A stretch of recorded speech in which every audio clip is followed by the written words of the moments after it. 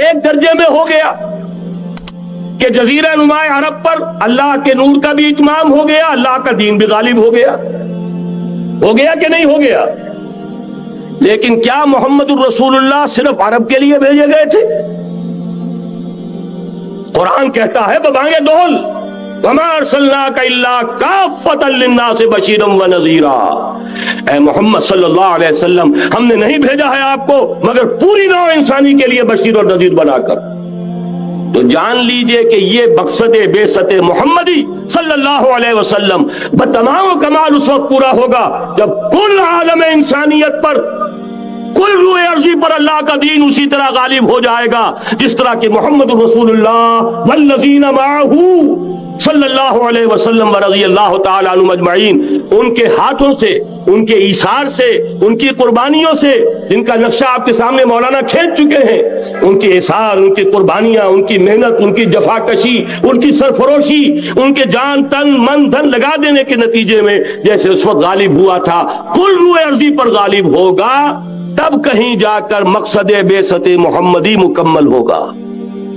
یہی وجہ ہے اقبال نے کہا تھا وقت فرصت ہے کہاں، کام ابھی باقی ہے، نور توحید کا اتمام ابھی باقی ہے۔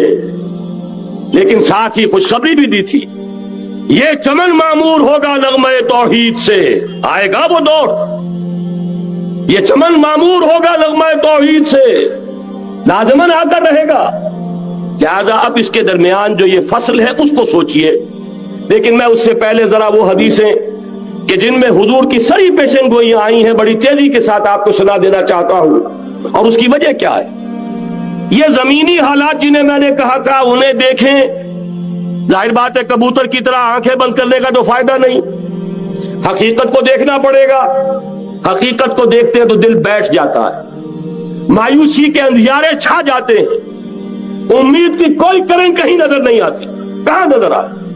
مولانا نے کتنا عمدہ نقشہ کھینچا ہے، کہاں ہے وہ اسلام؟ مسلمان تو ہیں، 1 ارب سے زیادہ ہیں، لیکن کوئی پوچھے 1 انچ زمین دکھاؤ جہاں اسلام تم نے نافذ کیا، تو وہاں ہمارے ہاتھوں کے طوطے اڑ جائیں گے۔ نتیجہ یہ ہے کہ حالات تو زمینی جو ہے وہ ہے مایوس کن۔ اس میں ظاہر بات ہے کہ امید کا دامن تھامنے کے لیے ہمیں کوئی چیز چاہیے، اور وہ چیز ہے جو محمد عربی صلی اللہ علیہ وسلم اپنی خوشخبریوں کی شکل میں دے کر گئے۔ آپ نے اپنے دور سے لے کر قیامت تک 5 دور گنوا دیے۔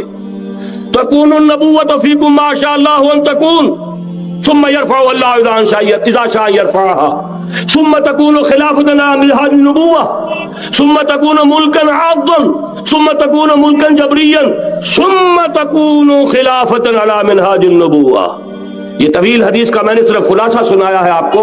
مسند احمد ابن حنبل کی روایت ہے، حضرت نعمان ابن بشیر راوی ہے رضی اللہ تعالی عنہ۔ پہلا دور دور نبوت، دوسرا دور دور خلافت علی منہاج النبوۃ، نبوت کے نقش قدم پر خلافت جسے ہم خلافت راشدہ کہتے ہیں۔ تیسرا دور مسلمانوں کی حکومتیں، لیکن وہ ملوکیت کا دور، ملکن عاضن، اور ان میں ظاہر بات ہے کہ عاضن بھی تھی، جہاں ان میں خوبیاں تھیں وہاں برائیاں بھی تھیں۔ وہی حجاج ابن یوسف جس نے ایک مسلمان لڑکی کے خط کے اوپر فوج بھیجی ہے، وہی حجاج ابن یوسف ہے کہ سینکڑوں تابعین کے سر اس نے قلم کرائے ہیں، وہی حجاج ابن یوسف۔ وہی خلیفہ کہ جس نے فوج کشی کی اجازت دی تھی سندھ پر، وہی خلیفہ ہے جس نے بلا کر محمد ابن قاسم کو شہید کیا ہے کہ یہ پاپولر ہوتا چلا جا رہا ہے، ملوکیت کے لیے تو اس سے بڑا خطرہ اور کوئی نہیں۔ اس لیے کہ سندھ کے ہندوؤں نے ان کے بت بنا لیے تھے۔ یہ نوجوان در جوانی توبہ کردن شیوائے پیغمبریست، یہ نوجوان اور اتنا نیک اور پارسا ان کے بت بنا کر مندروں میں رکھ دیے گئے۔ اندیشہ ہو گیا کہ یہ تو پاپولر ہو گیا تو ہمارے خلاف بغاوت کر دے گا، بلا کر شہید کر دیا گیا۔ بہرحال تیسرا دور تھا وہ ملکن عاضن، کچ کھلی ملوکیت۔ چوتھا دور تھا ملکن جبرین، غلامی کی ملوکیت۔ پہلے کم سے کم بادشاہ مسلمان نام کے تو تھے، اب تو ہم ملکہ برطانیہ کے زیر نگیں تھے، تاج برطانیہ کے غلام تھے، کہیں بلندیزیوں کے غلام تھے، کہیں کسی اور کے غلام تھے، کہیں اطالویوں کے غلام تھے، کہیں فرانسیسیوں کے غلام تھے۔ یہ چوتھا دور नोट कर लीजिए, आधा खत्म हो गया, आधा बाकी है। बराह रास्त गुलामी का दौर खत्म हो गया, लेकिन रिमोट कंट्रोल वाली उन्हीं की गुलामी अब भी चल रही है। फैसला वही है जो मौलाना का तस्बीह या अमेरिका या अमेरिका या अमेरिका, वही लोग, वही जहन, वही उनकी बूदोबाश, वही उनकी माशरत, वही उनकी सोच, वही उनके अक़दार, वही उनके नजरियात, वही उनकी माशियात, वही उनकी माशरत, हर शय वही है, सिर्फ रंग का फर्क है और कुछ नहीं। निजाम अभी वही है, चलाने वाले भी उन्हीं के परिस्तार हैं, बल्कि रिमोट कंट्रोल से वही चला रहे हैं। वो तो आपके बजट का भी फैसला करते हैं, आपकी इलेक्ट्रिसिटी के रेट्स भी मुअय्यन करते हैं। तो हाल ये है कि अभी वो चौथा दौर खत्म नहीं हुआ। फर्क सिर्फ ये है कि डायरेक्ट की बजाय रिमोट कंट्रोल है। लेकिन हुजूर की खुशखबरी ये है, सुम्मा तकूनो खिलाफत अला मिनहाजिन नबुव्वा, फिर एक दौर आएगा खिलाफत अला मिनहाजिन नबुव्वा का। ये मोहम्मद रसूलुल्लाह की नवीद है, वह हुवा सादिकुल मस्दूक, वो सच्चे हैं, उनकी सदाकत पर खुद अल्लाह गवाह है। लिहाजा वो दौर आकर रहेगा, इसमें किसी भी बंदे मोमिन के लिए किसी शक व शुबे की कोई गुंजाइश। अगली हदीस अगली सुनिए। अब जब ये दौर आएगा तो आलमी होगा, जीव वर्ल्ड ऑर्डर नहीं होगा, जस्ट वर्ल्ड ऑर्डर होगा। ये न्यू वर्ल्ड ऑर्डर NWO, हकीकत में जीव वर्ल्ड ऑर्डर है JWO, लेकिन इसी को बदलना है just world order of Islam, और वो ग्लोबल होगा। दो हदीसों का तस्करा कर दूं। हजरत सौबान हुजूर के एक आजाद शुदा गुलाम थे, वो रिवायत करते हैं, मुस्लिम शरीफ की रिवायत है, ये सहीहैन में फरमाते हैं कि हुजूर ने इरशाद फरमाया, इन्नल्लाह ज़वाली अल-अर्द फरायतु मशारिक़हा व मगारिबहा व इन्न उम्मती सयब्लुगु मुल्कुहा मा ज़ुयली मिनहा, रवाहु मुस्लिमुन रहमहुल्लाह। हुजूर फरमाते हैं, अल्लाह ताला ने मेरे लिए पूरी जमीन को लपेट दिया, यहां तक कि मैंने उसके सारे मशरिक देख लिए, सारे मगरिब देख लिए। और सुन लो मुझसे, टेक इट फ्रॉम मी, मेरी उम्मत की हुकूमत उन तमाम इलाकों पर कायम होकर रहेगी जो मुझे जमीन को लपेट कर और सुकेड़ कर दिखा दिए गए। ग्लोबल होगी कि नहीं? दूसरी हदीस सुनिए, ये फिर मुस्नद अहमद इब्न हंबल की है। हजरत मिक़दाद इब्न अस्वद रज़ियल्लाहु तआला अन्हु फरमाते हैं, हुजूर ने फरमाया, ला यब्क़ा अला ज़हरिल अर्द बैतु वबरिन वला मदरिन इल्ला अदखलहु अल्लाहु कलिमतल इस्लाम बिइज़्ज़ि अज़ीज़िन व ज़ुल्ल ज़लीलिन इम्मा युइज़्ज़ुहुमुल्लाह फयजअलुहुम मिन अहलिहा औ युज़िल्लुहुम फयदूनुना लहा। यह है हदीस मुस्नद अहमद इब्न हंबल की। और हजरत मिक़दाद फरमाते, फिर मैंने कहा, अच्छा तब तो हो जाएगी वही बात, वयकूनु दीनु कुल्लुहु लिल्लाह, दीन कुल का कुल अल्लाह के लिए हो जाएगा। हदीस का तर्जुमा यह है कि हुजूर ने फरमाया, रूए जमीन पर न कोई ईंट गारे का बना हुआ घर रहेगा, न कोई ऊंट के बालों के बने हुए कंबलों का खेमा रहेगा जिसमें अल्लाह ताला कलमा इस्लाम को दाखिल न कर दे। लेकिन यह दाखिला दो तरीके से होगा, बिइज़्ज़ि अज़ीज़िन व ज़ुल्ल ज़लीलिन, या साहिब इज्जत के एजाज के साथ, या किसी मगलूब की मगलूबियत के साथ। यानी या तो अल्लाह ताला उनका एजाज फरमाएगा और वो कलमा इस्लाम के खुद कायल हो जाएंगे। जब घर वाला, खेमे वाला इस्लाम ले आएगा तो इस्लाम उसके घर में दाखिल होगा, उसको भी इज्जत नसीब होगी। वलिल्लाहिल इज्जतु व लिरसूलिही व लिलमुमिनीन, इज्जत तो हक है अल्लाह का, उसके रसूल का और अहले ईमान का। और अगर वो इस्लाम कबूल नहीं करेगा तो योतुल जिज़ियत अन यदिन व हुम सागिरून, छोटे होकर रहना पड़ेगा, जिजिया देना होगा, इस्लाम की बालादस्ती कबूल करनी होगी। बताइए, इसके बाद भी कोई शक है? ये है आसमानी नक्शा। ये अल्लाह फरमा रहे हैं, वल्लाहु मुतिम्मु नूरिही व याबल्लाहु इल्ला युतिम्मा नूरहू लियुज़हिरहू अला दीन कुल्लिही वलौ करिहल मुशरिकून। ये अल्लाह का फैसला है। उधर युरीदून लियुत्फ़िऊ है, ये जमीनी नक्शा है। अब शक्ल क्या है? अब मैं आपसे अर्ज कर दूं कि इन दोनों के माबैन जो खला नजर आ रहा है, कोई शख्स यकीन के साथ नहीं कह सकता कि अब हालात का क्या रुख होगा। इसलिए कि जाहिर बात है, कुरान मजीद में मुस्तकबिल के बारे में खुद हुजूर से कहलवाया गया, वही नदरी अक़रीबुन अम बईदुन मा तुअदून। लोगों, मुझे मालूम नहीं है कि जिस बात की तुम्हें खबर दी जा रही है वो करीब आ चुका है या दूर है। وَإِنْ أَدْرِي لَعَلَّهُ فِتْنَةٌ لَكُمْ وَمَتَاعٌ إِلَىٰ حِينٍ، اور میں نہیں جانتا، ہو سکتا ہے اللہ کچھ اور مہلت دے دے تمہیں، اور کچھ اور آزمائش جو ہے اس کے لیے تمہارے لیے کوئی اور مہلت عطا فرما دے، ہو سکتا ہے۔ تو میں بھی کسی دعوے سے نہیں کہہ رہا، لیکن دو امکانات ہیں۔ امکان نمبر ایک کیا ہے؟ ابھی عالم اسلام کا ایک سالڈ بلاک ہے جو یہودی ورلڈ آرڈر کی نگاہوں میں کھٹک رہا ہے۔ میں کھٹکتا ہوں دل یزداں میں کانٹے کی طرح، اگرچہ ان کی اسٹریٹجی کیا ہے؟ ایک ایک کر کے ان کے حصے بکھرے کر کے تیا پانچا کرو۔ ابھی وہ بلاک کون سا ہے؟ ایران ہے، افغانستان ہے، پاکستان ہے، اور روسی ترکستان سے آزاد ہونے والی جو ریاستیں ہیں، یہ ایک سالڈ بلاک۔ یہ عجمی مسلمان عربی نہیں، عربی گئے، یہ نوٹ کر لیجئے، اس لیے کہ عربوں کو اللہ نے فضیلت دی تھی، محمد ان میں سے تھے صلی اللہ علیہ وسلم، یہ رتبہ بلند ملا جن کو مل گیا۔ لیکن ساتھ ہی اللہ نے دھمکی بھی دے دی تھی سورہ محمد میں، ان تتولوا یستبدل قوما غیرکم، اگر تم پیٹھ دکھا دو گے اس مشن کو جو ہم نے تمہارے حوالے کیا ہے، تمہیں ہٹائیں گے، کسی اور کو لے آئیں گے۔ اور یہ بات ہو چکی ہے 13ویں صدی عیسوی میں، 1258 میں جب سقوط بغداد ہوا ہے، عربوں کے ہاتھ سے عالم اسلام کی قیادت چھین لی گئی، معزول کر دی گئی۔ اس کے بعد قیادت کن کے ہاتھوں میں آئی؟ ترکوں کے ہاتھ، ترکان تیموری ہندوستان میں، ترکان صفوی ایران میں، ترکان سلجوقی مڈل ایسٹ میں، اور ترکان عثمانی کا تو کہنا ہی کیا ہے، وہ ایشیا مائنر سے چل کر آپ کو معلوم ہے کہ مشرقی یورپ کا کتنا بڑا علاقہ، دی گریٹ آٹومان امپائر اس صدی کے آغاز تک قائم تھی۔ اس صدی میں عجیب عجیب معجزے ہوئے ہیں۔ گریٹ آٹومان امپائر جو 3 بر اعظموں پر محیط، نام و نشان ختم۔ The great U S S R, نام و نشان ختم۔ اب تو روس صاحب ایک ملک کی حیثیت سے رہ گئے۔ یہ اس صدی میں دو اور وقت نہیں ہے، میں اور آپ کو کیا بتاؤں، اس صدی میں تو بڑے بڑے عجیب عجوبے ہوئے ہیں، بڑی بڑی 2 عظیم جنگیں ہو چکی ہیں، تیسری جو ہے سر پر کھڑی ہے، دور نہیں ہے، جس کو حدیث میں کہا گیا ہے الملحمۃ العظمی، تاریخ انسانی کی عظیم ترین جنگ، اور وہی صلیبی جنگ جس کا آغاز بوسنیا سے ہو چکا ہے۔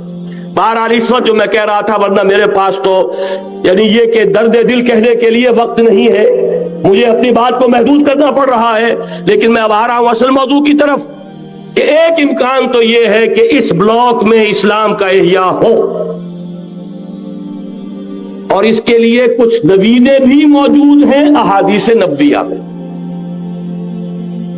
وہ تو آپ نے سنا ہوگا اقبال کا شعر، میرے عرب کو آئی ٹھنڈی ہوا جہاں سے، میرا وطن وہی ہے، میرا وطن وہی ہے۔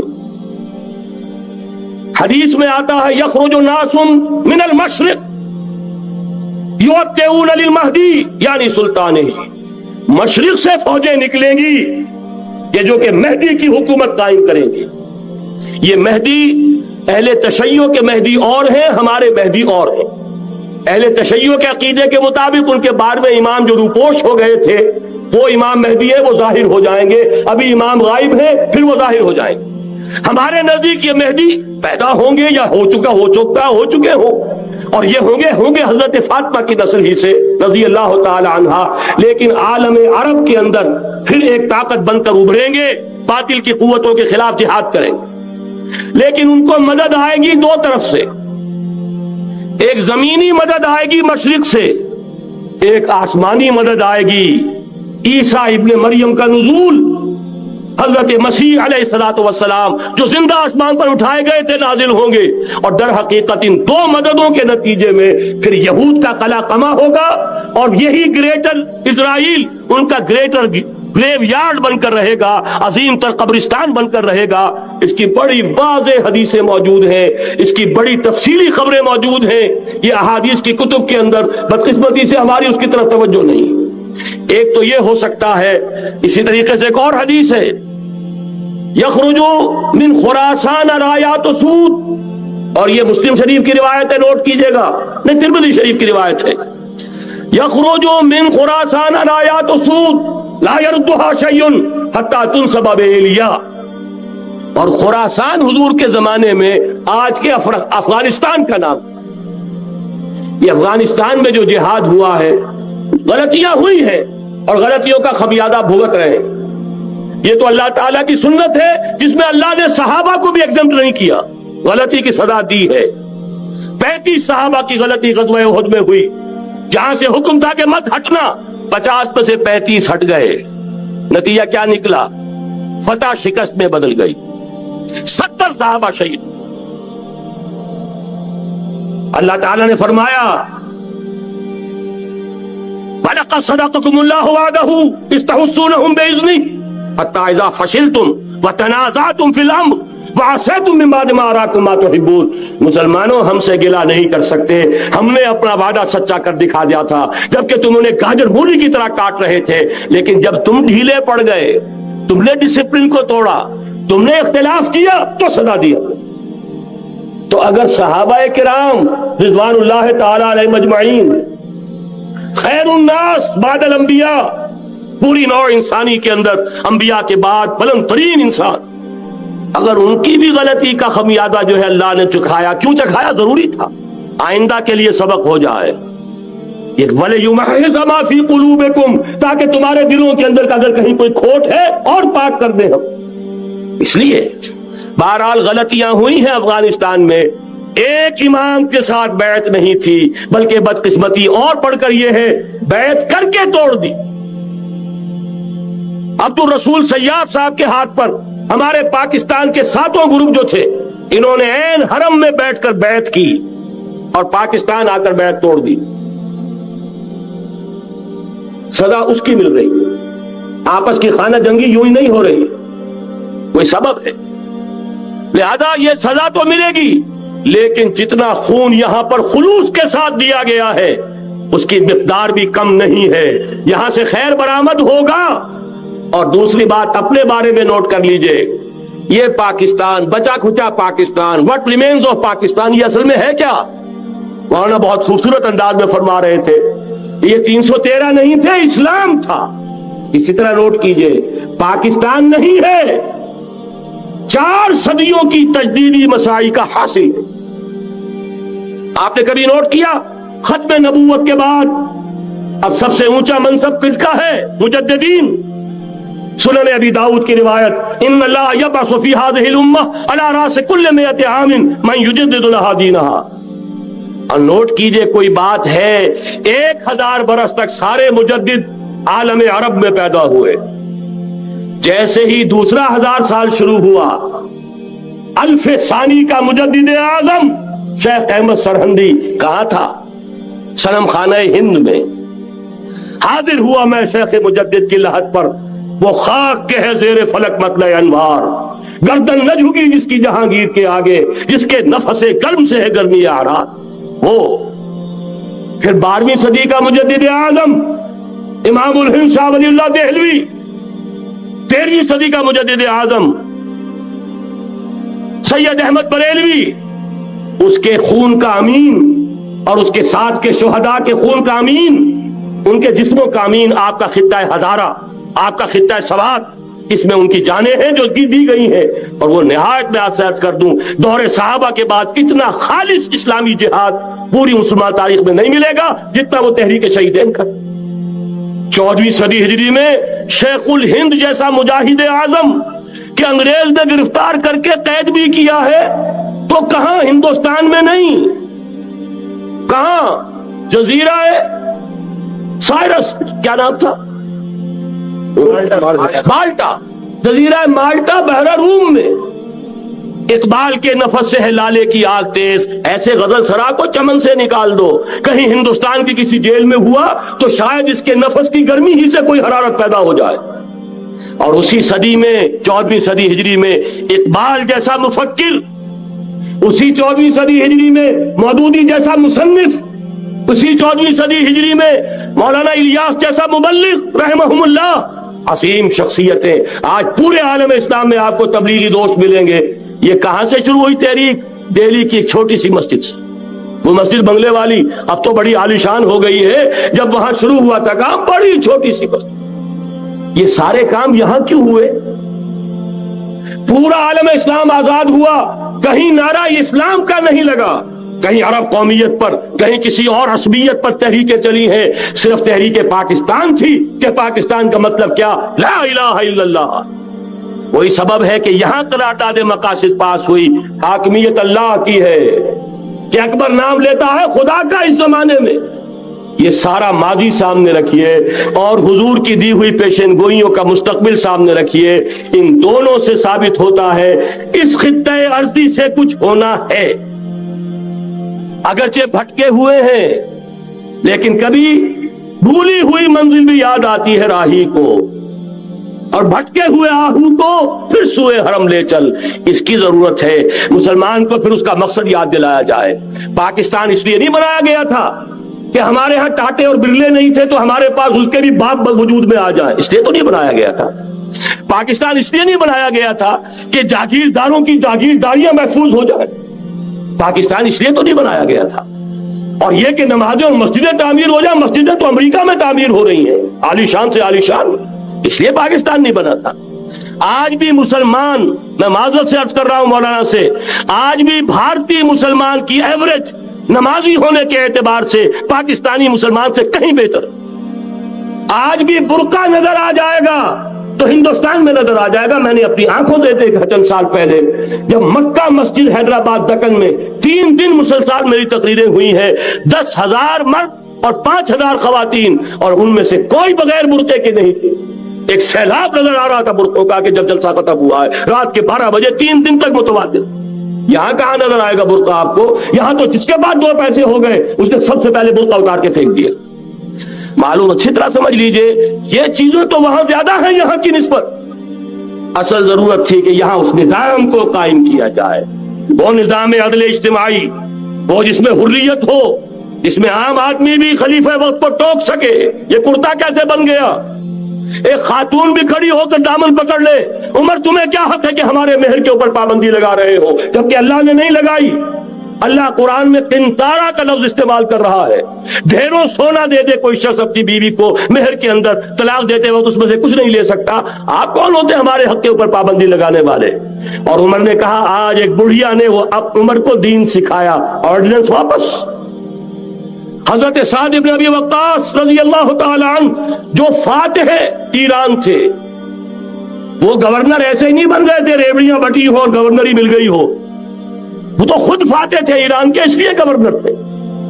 صرف ایک پرچہ پہنچا ہے بارگاہ خلافت میں، حضرت عمر فاروق کے پاس انفارمیشن آئی، سعد نے اپنے گھر کے باہر ڈیوڑی بنا لی ہے اور ایک دربان کھڑا کر دیا ہے، حضرت بلال کو بھیجا ہے رقعہ دے کر، اور یہ حکم تھا کہ بلال پہلے تو جاتے ہی ڈیوڑی میں آگ لگا دینا، پھر یہ رقعہ دینا میرا۔ اور رقعے میں لکھا ہوا تھا، اے سعد، لوگوں کو ان کی ماں نے آزاد جانا تھا، تم نے انہیں اپنا غلام کب سے بنا لیا ہے؟ یہ دربان کھڑے کر دیا اپنے آگے۔ وہ حریت، وہ مساوات کہ جا رہا ہو خلیفہ وقت اور چارج لینے جا رہا ہے بیت المقدس کا، کوئی ذاتی علاج کے لیے نہیں جا رہا، سیر و سیاحت کے لیے نہیں جا رہا، چارج لینے کے لیے بالکل سرکاری وزٹ ہے، آفیشل وزٹ ہے، اسٹیٹ وزٹ ہے۔ اور حال کیا ہے؟ 700 میل کا فاصلہ طے کرنا اور ایک اونٹنی، کوئی انٹوریج نہیں، کوئی خدم و حشم نہیں، کوئی جمبو جٹ بھرے ہوئے نہیں، کچھ نہیں، ایک اونٹنی ایک خادم۔ اس ایک اونٹنی پر چونکہ راستے کا راشن بھی ہے لہذا 2 آدمی نہیں بیٹھ سکتے، ایک بیٹھ سکتا۔ ایک منزل خلیفہ وقت بیٹھا ہوا ہے اوپر اور خادم نکیل پکڑ کر چل رہا ہے، اگلی منزل خادم اوپر بیٹھا ہے اور خلیفہ وقت عمر بن الخطاب رضی اللہ تعالی عنہ، اور وہ آگے آگے نکیل پکڑ کر چل رہے۔ یہ نظام چاہیے آج نوع انسانی، اس کے انتظار میں، اس کی تلاش میں نوع انسانی نے کتنے تجربے کر لیے، کیسی چھلانگیں لگائی، ملوکیت ختم کی، آسمان سے گرا کھجور میں اٹکا، جمہوریت آئی نام نہاد، لیکن وہ سرمایہ دارانہ نظام بن کر آگے سے بڑھ کر لعنت بن گئی۔ پہلے جاگیردار مسلط تھا، اب سرمایہ دار اور کارخانے دار مسلط ہو گیا۔ اس سے نکلنے کے لیے زور لگایا، کمیونزم کی طرف گئے، چھلانگ لگائی، اب ایک پارٹی ڈکٹیٹر بن کر بیٹھ گئی۔ انسان رست از یک بنتا استاد در بندے دیگر، ایک چیز سے غلامی سے نجات پاتا ہے، دوسری میں پھنس جاتا ہے۔ اور کیوں؟ کہ وہ نظام عدل اجتماعی جو محمد عربی کو دے کر بھیجا گیا تھا، اس کے کسٹوڈین سوئے ہوئے، اس کے کسٹوڈین کو اندازہ ہی نہیں۔ یہ نسخہ تو ہمارے پاس تھا، ہمیں عمل کرنا تھا اور دنیا کے سامنے پیش کرنا تھا۔ پاکستان بنایا اس لیے گیا تھا کہ ہم اس کا ایک نمونہ دنیا کے سامنے پیش کریں گے۔ قائد اعظم نے فرمایا تھا کہ ہم یہ چاہتے ہیں کہ پاکستان کی صورت میں عہد حاضر میں اسلام کے اصول حریت و اخوت و مساوات کا ایک نمونہ قائم کر کے دکھائیں۔ کہاں ہے وہ؟ پھٹک گئے، سو گئے۔ بہرحال اب بھی وقت ہے، جب تک سانس تب تک آس۔ میرے عزیز نے تو ڈرایا ہے اور صحیح ڈرایا ہے۔ اللہ تعالیٰ نے 25 برس انتظار کیا تھا، پہلے عذاب کا کوڑا پھر مارا ہماری پیٹھ پر۔ وَلَنُذِيقَنَّهُم مِّنَ الْعَذَابِ الْأَدْنَىٰ دُونَ الْعَذَابِ الْأَكْبَرِ، بڑے عذاب سے پہلے چھوٹا عذاب کا مزہ چکھائیں گے۔ لَعَلَّهُمْ يَرْجِعُونَ، شاید کہ لوٹ آئیں۔ وہ ہم سے 1000 میل کے فاصلے پر ہوا تھا، اگرچہ 93,000 ہمارا قلیل جوان، جن میں غالباً 43,000 فوجی، اور یہ کہ تقریباً اتنی تعداد میں جو غیر فوجی تھے، وہ اس ہندو کے غلام بنے، قیدی بنے، جن پر 800 برس تک، کہیں 600 برس تک، کہیں 1000 برس تک حکومت کی۔ اتنی بڑی شکست کا کلنک کا ٹیکا ہماری پیٹھ پر پڑا۔ پہلے عذاب کا کوڑا آ گیا تھا، 25 برس ہو گئے تھے قمری حساب سے، نوٹ کر لیجئے۔ یہ نہ سمجھیے 24.25 برس ہوئے تھے، 24.25 برس قمری حساب سے 25 برس تھے۔ اور اب نوٹ کر لیجئے اگلے 25 برس کے پورے ہونے میں اگلے رمضان کی 27 تاریخ تک صرف مہلت ہے۔ نصف صدی پوری ہوا چاہتی، کوئی عجب نہیں اس عذاب الادنا سے بعد ہم جاگے نہیں، ہوش میں نہیں آئے۔ کوئی عجب نہیں کہ بڑے عذاب کا کوڑا ہماری پیٹھوں پر برس جائے، لیکن مجھے یہ یقین ہے، نوٹ کر لیجئے، اگر یہ دوسرا امکان ہو گیا، خدا نہ خواستہ اللہ کے عذاب کا کوڑا ہماری پیٹھ پر برسا، مجھے یقین ہے اللہ ہندوؤں کو مسلمان بننے کی توفیق دے گا، لیکن اسلام کا بول بالا اسی خطے سے ہو۔ تاریخ میں یہ ہو چکا ہے آیا فتنہ تاتار کے افسانے سے، پاسباں مل گئے کعبے کو صنم خانے سے۔ تاتاریوں کے ہاتھوں کروڑوں مسلمان قتل ہوئے، لیکن اسلام نے تاتاریوں کو فتح کر لیا، اور پھر اسلام کا مسلمانوں کا دوسرا دور عروج انہی تاتاریوں کی مختلف شاخوں کے تحت ہوا۔ وہ تاتاری ہی تو تھے، وہ سارے ہورس، ٹرکش ہورس، ترکان تیموری، ترکان سبوی، ترکان سلجوقی، ترکان عثمانی، وہی تو سٹاک تو وہی ہے آیا فتنہ تاتار کے افسانے سے، پاسباں مل گئے کعبے کو صنم خانے سے، اس لیے کہ حضور نے فرمایا مشرق سے ہوگا، جہاں سے فوجیں چلیں گی، تو کوئی عجب نہیں۔ بہرحال یہ 2 امکانات ہیں، لیکن اس کا فیصلہ تیرے ہاتھوں میں ہے، دل یا بدن، سیدھی سیدھی بات۔ اگر تو اب بھی ہم ٹھیک ہو جائیں، جاگ جائیں، ہوش میں آ جائیں، قوم یونس کی طرح توبہ کر لیں، تو بغیر عذاب کے کوڑے کے رحمت خداوندی ہم پر سایہ کرے گی۔ اگر ہم نہ جاگے تو وہ عذاب کا کوڑا آئے گا۔ یہ نہیں میں کہہ سکتا ان ادری قریب بعید ما توعدون، یہ میں نہیں کہہ سکتا، یقین کے ساتھ جانتا ہوں کہ آئے گا، لیکن یہ کہ اس کے بعد بھی یہیں سے بول بالا ہوگا۔ اگر ہمارے ذریعے نہیں تو ان کے ذریعے سے، جو ہمیں شکست دے کر پھر اسلام قبول کر لیں۔ لیکن کیوں نہ پہلے ہی راستے پر چلنے کی کوشش کریں۔ وہ راستہ کیا ہے، بس صرف چند منٹوں میں اس کی میں وضاحت کر دوں گا، اس لیے کہ سارا ہمارا جوش بھی ہو، جذبہ بھی ہو، ارادہ بھی پیدا ہو جائے، کوئی لائن آف ایکشن سامنے نہ آئے تو پھر نتیجہ نہیں بنتا۔ پہلی بات میں مولانا سے معذرت کے ساتھ عرض کروں گا، مولانا نے فرمایا تھا کہ یہاں ایمان بہت ہے، نمازی اکثریت میں ہے، مجھے ادب کے ساتھ اختلاف، ایمان نہیں ہے، یا قرآن جھوٹا ہے یا ہم میں ایمان نہیں۔ قرآن کہتا ہے انتم الاعلون ان کنتم مومنین، اگر تم مومن ہوگے تم ہی سربلند رہو گے، ہم تو سربلند نہیں ہیں، تو کیا کہیں گے قرآن جھوٹا؟ ایمان نہیں ہے، ہمیں موروثی عقائد مل گئے ہیں اپنے والدین سے، ہم by birth, accident of birth مسلمان ہو گئے ہیں، ہم نے اسلام کی کوئی قیمت نہیں دی ہے، اسلام کو کوئی تکلیف جھیل کر اپنے لیے اختیار نہیں کیا ہے۔ پہلا مرحلہ ہے یا ایھا الذین آمنوا آمنوا باللہ ورسولہ والکتاب الذی نزل علی رسولہ، اے ایمان والو ایمان لاؤ۔ ایک درجے میں تو ایمان والے ہو، کہ اقرار باللسان کر رہے ہو، آمنت باللہ کما ہوا باسمائہ و صفاتہ وقبلت جمیع احکامہ، اقرار باللسان و تصدیق بالقلب، آمنت باللہ و ملائکتہ و کتبہ و رسلہ والقدر خیرہ و شرہ من اللہ تعالی والبعث بعد الموت۔ لیکن یہ اقرار باللسان ہے، کبھی ذرا دلوں میں جھانکو، تصدیق بالقلب ہے۔ تصدیق بالقلب ہو جائے تو زندگی کا نقشہ بدل جائے، سوچ بدل جائے، ترجیحات بدل جائیں۔ آج زندگی سب سے عزیز ہے، پھر شہادت کی موت اس سے کہیں زیادہ عزیز ہو۔ نشان مرد مومن باتوں گویم جو مر گائے تبسم بر لبے اوس۔ تو پہلا مرحلہ ہے ایمان کی تجدید، ایمان کو تازہ کرو، ایمان کو تازہ کرو، اور اس کے لیے منبع اور سرچشمہ قرآن حکیم۔ هو الذی ينزل على عبده آیات بینات لیخرجکم من الظلمات الی النور۔ قرآن سے ہی لوگوں کو بلاؤ، تلاوت آیات کے ذریعے سے لوگوں کو کھینچو۔ یہ میگنیٹ ہے جو سلیم الفطرت لوگوں کو کھینچ لے گا۔ پھر اسی کے ذریعے سے تزکیہ کرو، یا ایھا الناس قد جاءتکم موعظۃ من ربکم وشفاء لما فی الصدور۔ تمہارے سینوں کے اندر جو روگ ہیں ان کا علاج بھی یہی قرآن۔ پھر اسی کی تعلیم دو، یتلو علیہم آیاتہ ویزکیہم ویعلمہم الکتاب والحکمہ۔ یہ پہلا مرحلہ۔ دوسرا مرحلہ، جو ایمان اپنا تازہ کر لیں، شعوری طور پر اللہ، آخرت، رسالت، قرآن، محمد الرسول اللہ کی ختم نبوت، اس پر ایمان لے آئے شعوری طور پر، تجدید ایمان۔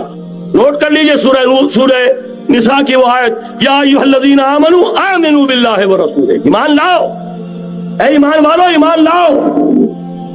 جو لوگ یہ مرحلہ طے کر لیں وہ بنیان مرصوص بنے بیعت کی بنیاد پر۔ لیکن بیعت کون سی؟ بیعت اتحاد۔ یہ جو بخاری شریف میں ترانہ آیا ہے صحابہ کرام کا، غزوہ خندق میں جب صحابہ کدالیں چلا رہے تھے، خندق کھودی جا رہی تھی، تو ان کی زبانوں پر ایک شعر تھا، نحن الذین بایعوا محمدا علی الجہاد ما بقینا ابدا۔ ہم وہ ہیں جنہوں نے محمد سے بیعت کی ہے جہاد کی، جب تک جان میں جان ہے جہاد جاری رہے گا۔ یہ جہاد کی بیعت۔ سید احمد بریلوی رحمۃ اللہ علیہ نے پہلے بیعت لی تھی بیعت ارشاد، پھر بیعت لی بیعت جہاد، اور اسے کہا یہ سلسلہ محمدی ہے۔ سلسلہ چشتیہ میں بیعت ہو گئی، سلسلہ سہروردیہ میں ہو گئی، سلسلہ نقشبندیہ میں ہو گئی، سلسلہ قادریہ میں ہو گئی۔ اب آؤ بھائی سلسلہ محمدیہ میں بیعت کرو، اور سلسلہ محمدیہ جہاد کی بیعت ہے۔ نحن الذین بایعوا محمدا علی الجہاد ما بقینا ابدا۔ اس جہاد کی بیعت سے منظم ایک امیر کا حکم، بایعنا رسول اللہ صلی اللہ علیہ وسلم علی السمع والطاعۃ فی العسر والیسر والمنشط والمکرہ وعلی اثرۃ علینا وعلی لا ننازع الامر اہلہ وعلی ان نقول بالحق اینما کنا لا نخاف فی اللہ لومۃ لائم۔ ایک حدیث متفق علیہ، بخاری میں، مسلم میں بھی۔ یہ ہے وہ اسلامی حزب اللہ کا دستور۔ نمبر 3 کام کیا ہوگا؟ جہاد۔ جماعت بن گئی جہاد، لیکن جہاد کا پہلا مرحلہ ہے جہاد باللسان، زبان سے جہاد، دعوت، تلقین، نصیحت، اور ان سب کا مرکز و محور قرآن۔ جہاد بالقرآن، جہاد باللسان، جہاد بالقرآن۔ فلا تطع الکافرین وجاہدہم بہ جہادا کبیرا۔ اے نبی، آپ ان کافروں کی باتیں نہ سنیے، ان کے کہنے میں مت آئیے، ان سے کوئی اثر قبول نہ کیجئے، اور ان کے خلاف جہاد کرتے رہیے اس قرآن کے ذریعے سے۔ بہت بڑا جہاد، 13 برس تک جہاد ہوتا رہا ہے قرآن کے ذریعے سے۔